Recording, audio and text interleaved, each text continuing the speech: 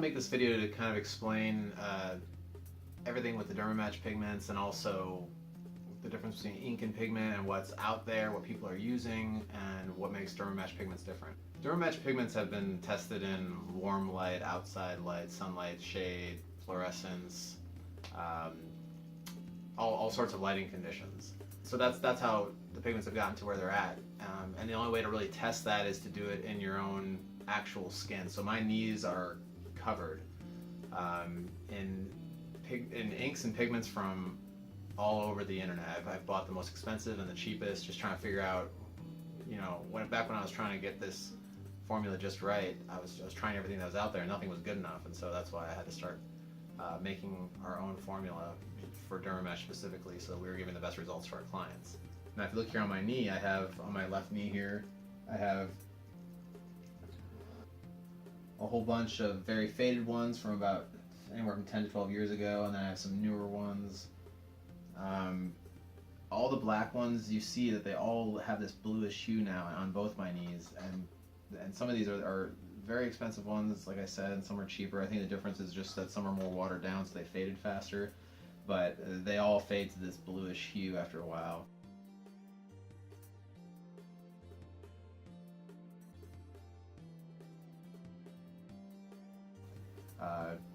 You see I have this kind of color swatch of various pigments that I've tried, most of which turn to a blue or a purple because they put some brown in there to make like a dark brown. So none of these really stood the test. On the far right here is the pigment that I eventually developed and started using about 12 years ago. So this is the pigment B on top and the pigment M right underneath it. And a formula that I started playing around with about 8.5 years ago is over here on my left knee.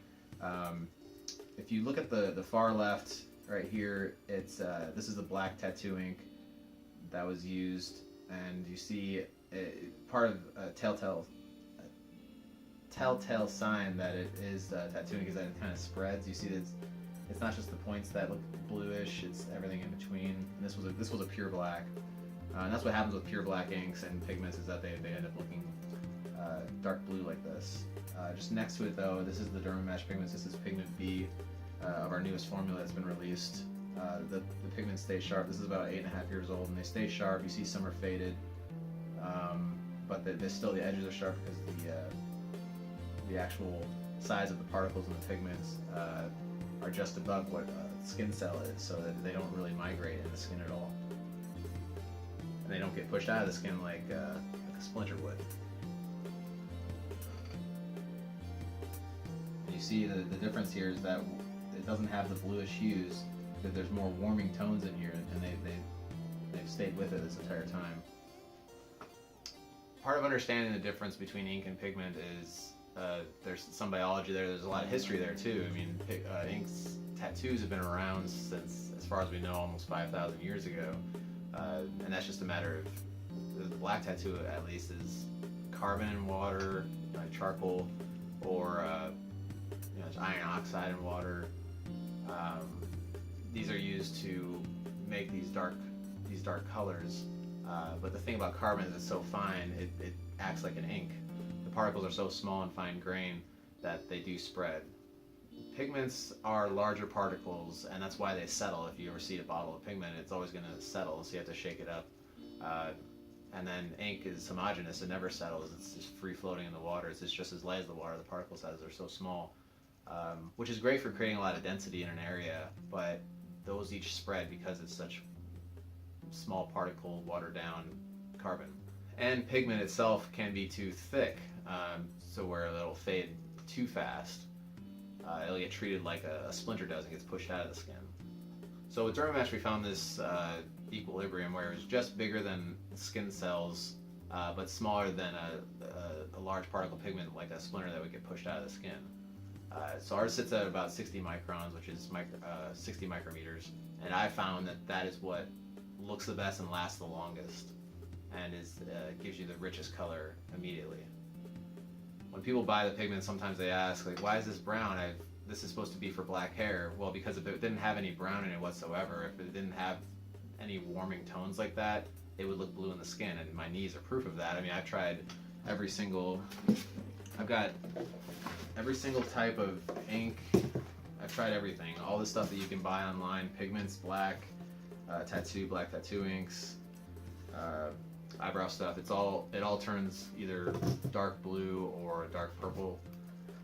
So I wouldn't recommend any of it. If you're anyone that gets this done, look at the ink that they're using or the pigment. If it's anything that looks like it's just pure black, it's going to have the outcomes that you see on my knees. It ends up looking kind of bluish. What ends up happening to inks and pigments in the skin is different than what would happen on a paper towel or drops in water. The effects are similar to why your veins that have dark red blood in them actually look blue, or why bruises look blue in the skin, or why someone that's fallen into asphalt, that's pure black street asphalt, looks blue in the skin as well. Anything black looks blue at that layer through the skin. This has to do with hemoglobins in the skin. The science behind it doesn't really matter. The fact remains that pure black looks blue in the skin. So just don't do it. This problem of black and dark brown pigments and inks turning blue or purple has been around for a long time. So why all of a sudden would Dermamatch have a solution that no one else has come up with before? Well, that has to do with the nature of capitalism. You don't come up with a fix, you don't go back to formula, you come up with a band-aid fix or a patch fix because it's the best way to make money. A tattoo artist that does someone's big dragon on their back, once that starts to get a little bit blurry, they go through and they do a job on it. And that can last a long time because they're going way deeper in the skin. When you're going these light layers like we are and what permanent makeup artists do, those blue tones come out a lot sooner. So that's a solution for tattoo. And in the permanent makeup world, they sell warming type stuff like this. It's always orange to correct it when black eyebrows turn blue. And so they're selling more stuff. That's their solution, is to another band-aid fix. With scalp pigmentation, all these thousands of tiny points, you can't go and warm every single little point, especially if it's spread, like when someone uses tattooing. So this is a new problem and therefore requires a new solution. And it can't be one where Dermamatch gives you black ink and then sells you warming stuff, because like I said, it'd be very, very difficult to go through and hit every single point with a warming tone. The solution, it seems pretty obvious to me. Why don't you just build the warming tones into the pigment themselves? Part of the problem of that is that if you don't have the same exact pigment particle size, the warming effect may leave sooner than the actual color of pigment that you put into the skin. So you have to make sure they're the same particle size. And that's what we've done. The warming tones in the pigment are the same particle size as the darkening ones. So the dark brown color that you see in the pigment C and the pigment M, and even the pigment B, the darkest that we have, still has some brown tones in it. That's the warming effect in there.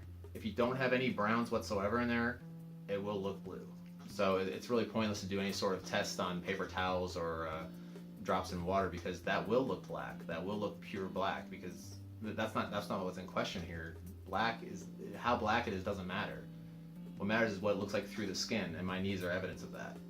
And for anyone out there looking to get this done, I'm not saying you have to go to some place that sells Dermamatch stuff. Just if you go somewhere, just make sure that the ink that they're using isn't a pure black, because if it's pure black, it will look blue. So yeah, just be careful out there and make sure you're going with an experienced artist too, because you can go too deep or too light and it can have different effects with that.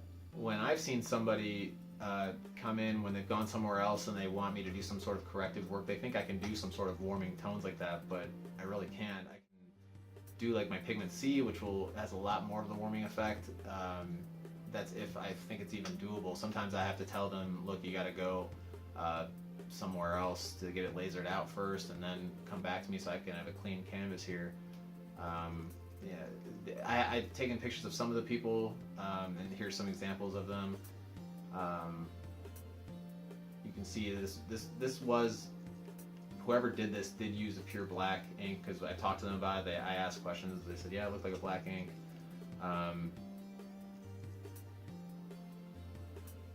So yeah, if you don't want yourself or your clients to look like this guy or this guy or this guy, this guy or this guy, you're going to want to make sure that the pigment itself has warming tones in it already. A lot of this information can be found on the dermamatch-products.com website, so you can go on there and find more details on our pigments. If you have any questions, you can write to info@dermamatch.com or call the number on our website, and we'll be happy to answer any questions for you.